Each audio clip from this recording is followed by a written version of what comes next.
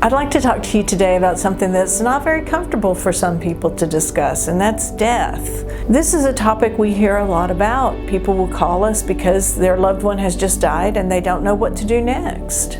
We want to let you know that we're a resource and we're here to help. If your loved one dies on hospice and they're at home, just call your hospice team. They know what to do. If your loved one dies and was not on hospice and was not in the hospital, then we need to call the police. It's a police matter when someone dies outside the hospital.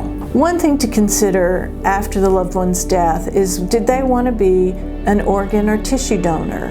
If they did, you want to make sure those wishes are followed. The next thing that you need to do is look through their papers or their electronic devices to see if they had any arrangements made for cremation or for a funeral, for burial.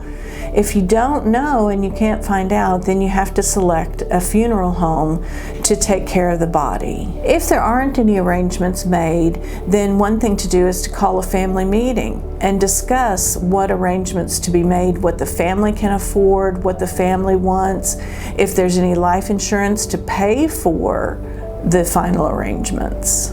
When your loved one dies, make sure that you delegate. Don't make it all on you. Get help from your family or relatives or friends to plan the service, to write the obituary, to take care of the house if the loved one lived alone. If the loved one lived alone, we need to have family or friends to help us monitor the house, make sure that the plants are watered, the mail's picked up, make sure that pets are taken care of. If you're the surviving spouse, you need to know that you have 4 years from the date of death to probate the will.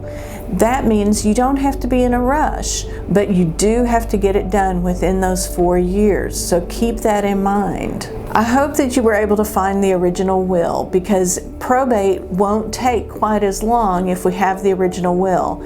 You can expect it to take around 6 months, but if we don't find the original will, it's going to take longer and be more trouble. What do you do if there is no will or trust, if your loved one didn't have any planning done? Your lawyer will help you decide what steps to take to probate the estate.